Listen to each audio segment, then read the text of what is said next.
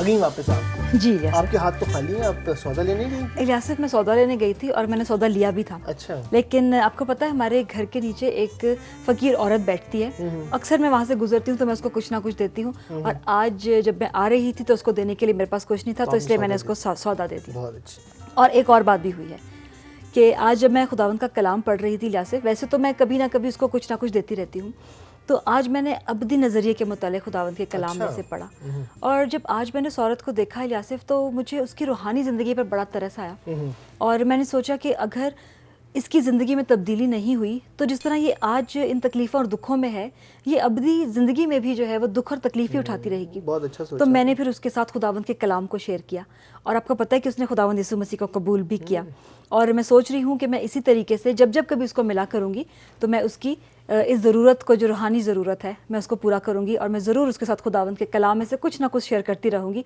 ताकि वो अपनी ज़िंदगी में और ज़्यादा बढ़ सके, तरक्की कर सके। काशिमा, मैं आपकी बात सुनकर बहुत खुश हूँ, and I am really proud of you, इसलिए कि खुदावंद ने आपकी ज़िंदगी में काम किया और आप खुदावंद के कलाम को उसके साथ शेयर कर पाई हैं। मैं आपकी इस अमली मिसाल को देख के बहुत ही इनकरेज हुआ हूँ, मुझे बड़ी हौसला मिला है कि हमें इसी तरह दुनिया को अपने इर्द गिर्द देखना चाहिए, ताकि हम लोगों की सिर्फ आर्जी ज़रूरतों को पूरा ना करें, बल्कि उस रूहानी ज़रूरत को जो उनकी कलाम के हवाले से है, खुदावंद यीशु मसीह को जानने के हवाले से, उसको भी पूरा किया जाए। आपकी अमली कहानी से मुझे एक कलाम में से कहानी याद आई है।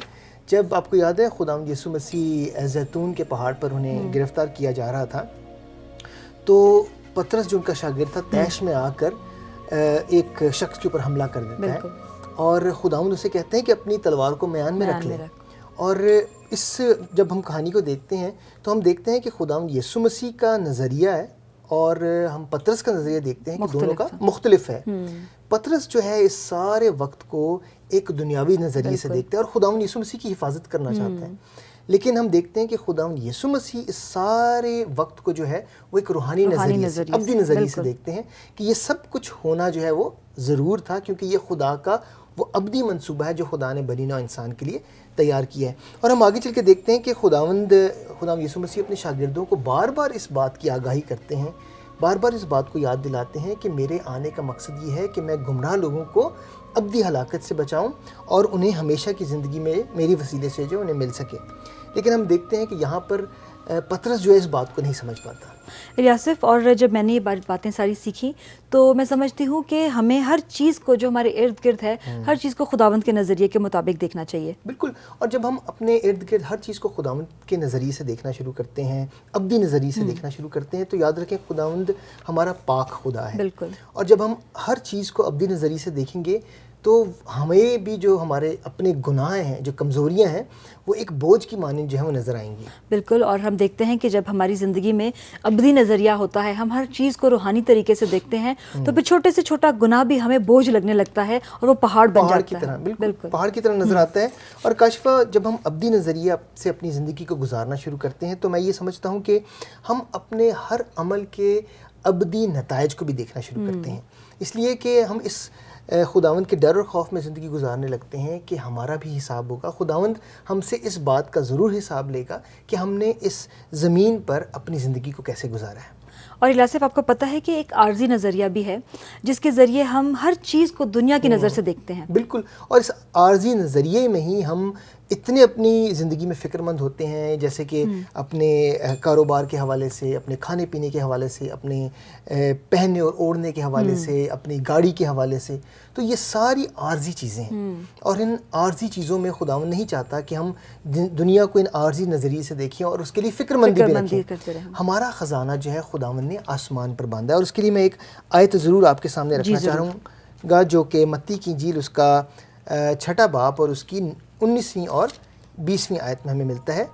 और इसमें यूँ लिखा हुआ है, अपने वास्ते ज़मीन पर माल जमा ना करो जहाँ कीड़ा और जंग ख़राब करता है और जहाँ चोर नकब लगाते और चुराते हैं, बल्कि अपने लिए आसमान पर माल जमा करो जहाँ ना कीड़ा ख़राब करता है, ना जंग, ना वहाँ चोर नकब लगाते और चुराते हैं, क्योंकि जहाँ तेरा माल है वहीं तेरा दिल लगा रहेगा। खुदावंद का कलाम बड़े वाज़ेह तौर पर हमें यहाँ पर बताता है कि जहाँ तेरा माल है वहाँ पर तेरा दिल लगा रहेगा। और इलियासिफ, मैं समझती हूँ कि जब हम सारी चीज़ों को अब्दी नज़रिए से देखने लगते हैं, अपनी ज़िंदगी को अब्दी नज़रिए के मुताबिक गुजारने लगते हैं, तब हम अपनी आर्जी फ़िक्रें खुदावंद पर डाल देते हैं और इन सारी चीज़ों की फ़िक्र और इन सारी चीज़ों की का तकिया जो है वो हम खुदावंद पर करने लगते हैं। और इसका हवाला हमें मत्ती 6 बाब और उसकी 31वीं आयत से लेकर तो 33वीं आयत में मिलता है, और ये हवाला भी मैं आपके साथ पढ़ती हूँ जी।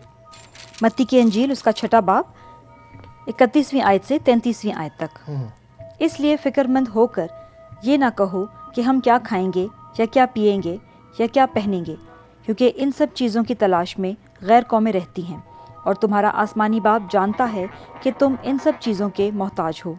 बल्कि तुम पहले उसकी बादशाही और उसकी रास्तबाजी की तलाश करो, तो ये सब चीज़ें भी तुमको मिल जाएंगी।